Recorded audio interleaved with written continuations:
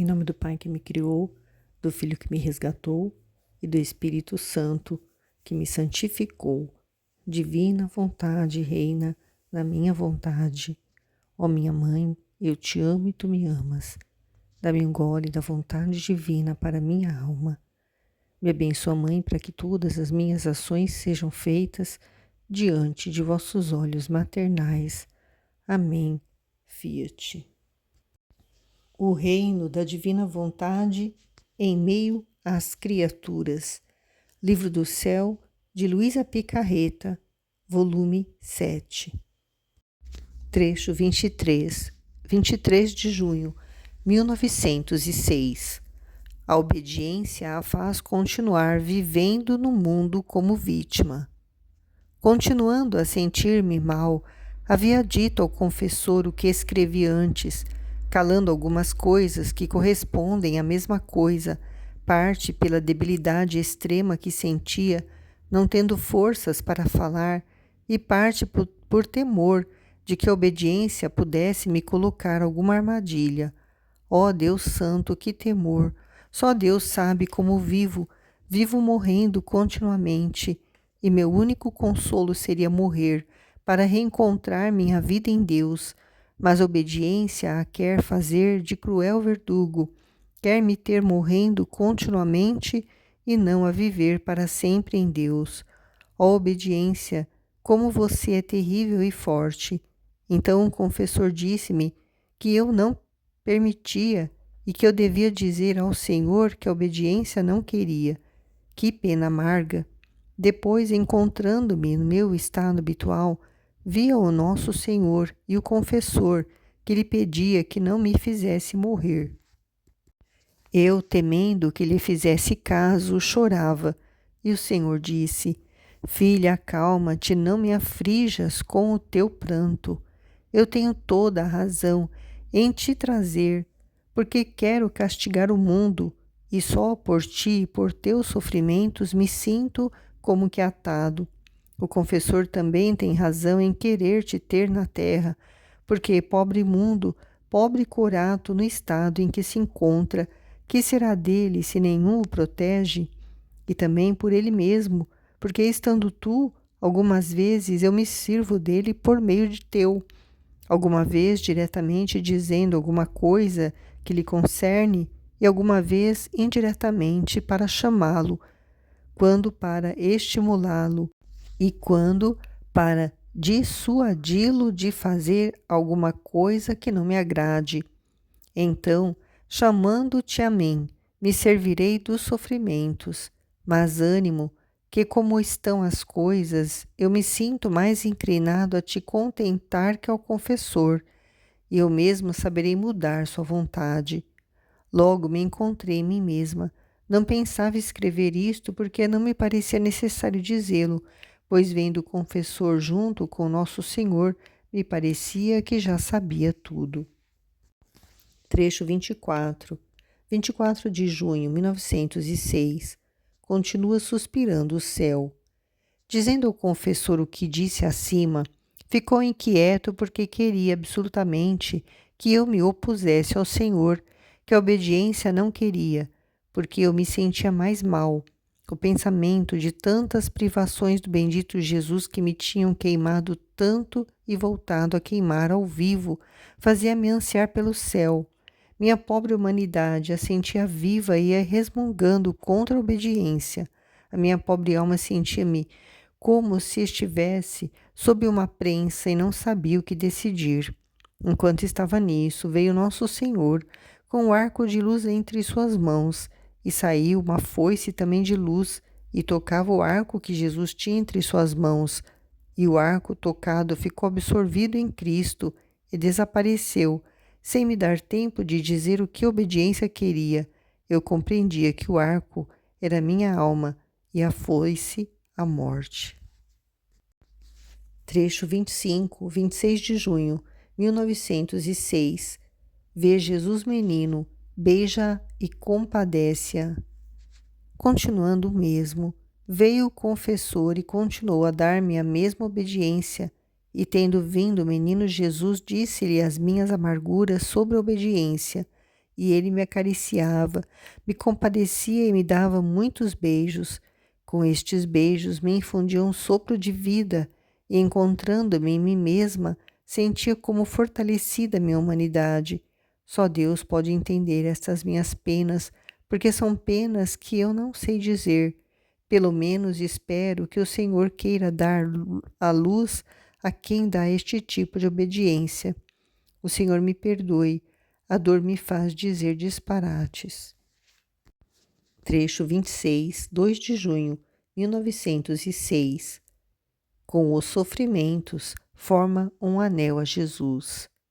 Encontrando-me em meu habitual estado e continuando meus sofrimentos um pouco mais, veio meu bendito Jesus e disse-me: Minha filha, verdadeiramente já te quero trazer, porque quero estar livre para me ocupar com o mundo. Parece que queria tentar-me, mas eu não lhe disse nada de levar-me, porque a obediência quer o contrário, e também porque me luto do mundo. Enquanto pensava assim, Jesus mostrou-me a sua mão, na qual tinha um lindo anel com uma joia branca, e de esta joia pendia muitas argolitas de ouro entrelaçadas que formavam um belo adorno à mão de Nosso Senhor, e ele ia mostrando, tanto lhe agradava, e depois adicionou: Este anel foi feito por você nestes dias passados, por meio de seus sofrimentos, e eu estou preparando um mais belo para você. Trecho 27, 3 de junho, 1906. A vontade de Deus é o paraíso da alma na terra, e a alma que faz a vontade de Deus forma o paraíso a Deus sobre a terra. Tendo recebido a comunhão, sentia-me toda unida e estreitada ao meu Deus Jesus, e enquanto me estreitava, eu repousava nele e ele repousava em mim, e depois disse-me: Amada minha, a alma que vive minha vontade repousa, porque a vontade divina faz tudo por ela, e eu, enquanto obra por ela, ali encontro o mais belo repouso, assim que a vontade de Deus é repouso da alma e repouso de Deus na alma. E a alma, enquanto repousa em minha vontade, está sempre colada à minha boca, e dela absorve em si a vida divina, formando dela seu batimento contínuo. A vontade de Deus é o paraíso da alma na terra, e a alma que faz a vontade de Deus vem a formar o paraíso a Deus sobre a terra. A vontade de Deus é a única chave que abre os tesouros dos segredos divinos, e a alma adquire tal familiaridade na casa de Deus que domina como se fosse a dona. Quem pode dizer o que compreendia dessa divina vontade? Ó vontade de Deus, como és admirável, amável, desejável, bela! Basta dizer que, encontrando-me em ti, sinto-me perder todas as minhas misérias, todos os meus males, e adquirir um novo ser com a plenitude de todos os bens divinos. Trecho 28, 8 de junho, 1906. Jesus a atrai para ele como uma luz. Continua quase sempre o mesmo, só sinto um pouco mais de vigor. Que Deus seja sempre bendito. Tudo é pouco por seu amor, mesmo sua própria privação, o estar distante do céu e só por obedecer. Agora a obediência quer que eu escreva alguma coisa sobre a luz que ainda vejo de vez em quando. Às vezes me parece ver Nosso Senhor dentro de mim, e de sua humanidade sai uma imagem toda luz, e a sua humanidade acende sempre mais o fogo, e vejo a imagem da luz de Cristo como se peneirasse este fogo, e deste fogo peneirado sai uma luz toda semelhante à sua imagem de luz, e tudo se compraz e com ânsia a espera para uni-la a si. E depois incorpora-se outra vez na sua humanidade. Outras vezes me encontro fora de mim mesma e me vejo toda fogo, e uma luz que está por desprender-se do fogo, e Nosso Senhor, com seu fôlego, sopra na luz, e a luz se eleva e toma o caminho para a boca de Jesus Cristo, e ele com seu alento a afasta e atrai, a engrenagem e a torna mais reluzente. E a pobre luz se debate e faz todos os esforços porque quer ir à sua boca. A mim me parece que se isso acontecesse, expiraria. Porém, estou obrigada a dizer em meu interior. A obediência dada pelo confessor não o quer, apesar de que dizer isto me custa a própria vida. E o Senhor parece que se deleita em fazer tantos jogos com esta luz. Agora parece-me que nosso Senhor vem e quer voltar a ver tudo o que Ele mesmo me deu, se está tudo arrumado e sem pó. Portanto, me pega pela mão e me tira os anéis que me deu quando me desposei com Ele. Um encontrou-o intacto e o resto limpou-o com o seu fôlego e voltava a pô-los. Depois, como se me vestisse toda, põe-se ao meu lado e diz: agora sim que estás bela, vem a mim. Não posso estar sem ti. Ou tu vens a mim, ou eu vou a ti. És a minha amada, a minha alegria, a minha alegria. Enquanto isso diz, a luz se debate e faz todos os esforços porque quer estar em Jesus. E enquanto toma seu voo, vejo que o confessor com as suas mãos e a quer encerrar dentro de mim, e a Jesus que se está inquieto e o deixa fazer. Oh Deus, que pena! Cada vez que isto acontece, eu acho que eu devo morrer e chegar ao meu porto. A obediência me faz encontrar de novo no caminho. Se eu quisesse dizer tudo desta luz, não terminaria jamais. Mas me faz tanto mal escrever isto que eu não posso seguir adiante, ainda mais que muitas coisas não sei dizê-las. Por isso faço silêncio. Trecho 29, 10 de junho, 1906. Quem tudo é doado a Jesus, recebe todo Jesus. Encontrando-me no meu estado habitual, por pouco tempo nosso Senhor veio e me disse: minha filha, que tudo a mim se dá, merece que eu tudo a ela me dê. Eis-me aqui tudo à tua disposição. O que queres, toma-o. Eu não lhe pedi nada, só lhe disse: meu bem, não quero nada, só quero a ti. Só tu me bastas para tudo, porque tendo a ti, tenho tudo. E ele, muito bem, soubestes pedir, pois enquanto não queres nada, quisestes tudo. Trecho 30, 12 de junho, 1906. Tudo o que à criatura serve de sofrimento, toca a Deus. Tendo sofrido muito ao esperar pelo meu bendito Jesus, sentia-me cansada e sem forças. Então veio quase de fuga e me disse: minha filha, tudo o que a criatura serve de sofrimento ou de dor, por um lado fere a criatura e por outro lado toca a Deus. E Deus, sentindo-se tocado, dá sempre a cada toque que sente, dá alguma coisa de divino à criatura.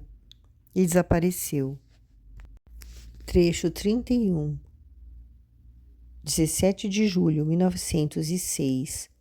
Como a quem vive na vontade de Deus, Jesus lhe dá a chave de seus tesouros, e não há graça que saia de Deus em que ela não tome parte. Esta manhã, via o bendito Jesus com uma chave na mão e dizia-me: minha filha, esta chave é a chave da minha vontade. Para quem vive nela, convém-lhe que tenha a chave para abrir e fechar como lhe agrade, e tomar o que lhe agrade de meus tesouros, porque vivendo do meu querer, terá cuidado deles mais do que se fossem seus, porque tudo o que é meu é seu. E não fará desperdício disso, mas o dará a outros e tomará para ela o que pode me dar mais honra e glória. Por isso te entrego a chave e tenha cuidado de meus tesouros. Enquanto dizia isto, sentia-me toda imersa na divina vontade, tanto que não vi outra coisa que vontade de Deus, e passei todo o dia neste paraíso de sua vontade. Que felicidade, que alegria! E durante a noite, encontrando-me fora de mim mesma, continuava: olha, amada minha, Para quem vive no meu querer, não há graça que saia da minha vontade para com todas as criaturas do céu e da terra, em que ela não seja a primeira a participar. E isto é natural, porque quem vive na casa de seu pai abunda de tudo, e se os que estão fora recebem alguma coisa, é do que sobra para aqueles que vivem dentro. Mas quem pode dizer o que compreendia desta divina vontade? São coisas que não se podem explicar. Seja tudo para a glória de Deus.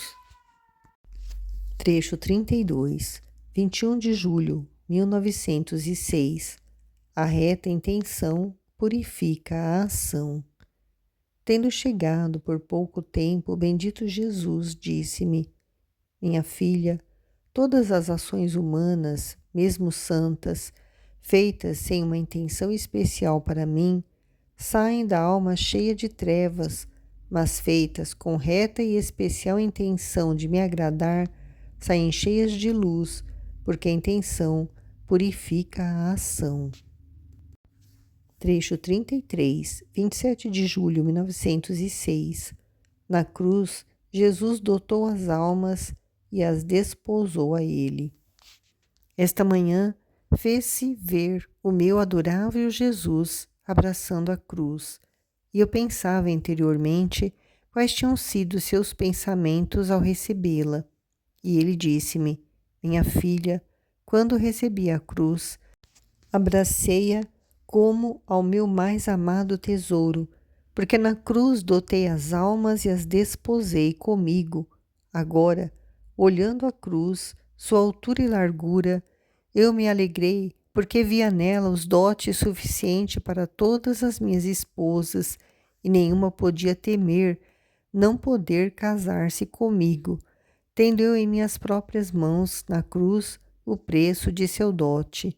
Mas com esta única condição, que se a alma aceita os pequenos donativos que eu lhe envio, os quais são as cruzes, como penhor de que me aceita por esposo, o desposório é formado e faço-lhe a doação do dote. Mas se não aceita os donativos, isto é, não se resignando à minha vontade, fica tudo anulado. E apesar de que eu quero dotá-la, não posso, porque para formar um esponsal se necessita sempre a vontade de ambas as partes, e a alma não aceitando os donativos significa que não quer aceitar o noivado. Trecho 34, 28 de julho, 1906. Audácia da alma. Jesus a defende. Continuando meu habitual estado, por breve tempo veio o bendito Jesus, e eu, assim que o vi, o detive e o abracei, mas tão forte como se quisesse encerrá-lo em meu coração. Enquanto eu estava aqui, eu via pessoas ao meu redor dizendo: Como é ousada, você tem muita confiança. E quando se trata com confiança, você não tem a estima e o respeito que você deve ter. Eu me sentia envergonhada ao ouvir isto, mas não podia fazer de outra maneira. E o Senhor lhes disse: Só se pode dizer que se ama, se estima e se respeita um objeto quando se quer torná-lo próprio, e quando não se quer torná-lo próprio, significa que não o ama, e, portanto, não se lhe tem estima nem respeito, como, por exemplo, se quer conhecer se alguém ama as riquezas, falando delas, vê-se que as tem em grande estima, respeita as pessoas ricas, não por outra coisa, mas porque são ricas, e todas as riquezas gostaria de as fazer suas. Se em troca não as ama, ao só ouvir falar delas se aborrece, e assim por todas as outras coisas. Então, em vez de criticá-la, merece elogios, e se me quer fazer seu, significa que me ama, me estima e me respeita. Trecho 35, 31 de julho, 1906. Jesus fala da simplicidade. Continuando o meu habitual estado, por pouco tempo veio o bendito Jesus e, abraçando-me, disse: Minha filha, A simplicidade é às virtudes como o tempero às refeições. Para a alma simples não há nem chaves nem portas para entrar em mim, nem eu para entrar nela, porque por todas as partes pode entrar em mim e eu nela. Antes, para dizer melhor, encontra-se em mim sem entrar, porque por sua simplicidade vem a assemelhar-se a mim, que sou espírito simplíssimo, e que só porque sou simplíssimo, encontro-me por toda parte e nada pode fugir de minha mão. A alma simples é como a luz do sol, que apesar de qualquer névoa ou de que seus raios passem por qualquer imundícia, permanece sempre luz e dá luz a todos, mas jamais se muda. Assim, a alma simples, qualquer mortificação ou desgosto que possa receber, não cessa de ser luz para si mesma e para aqueles que a mortificam.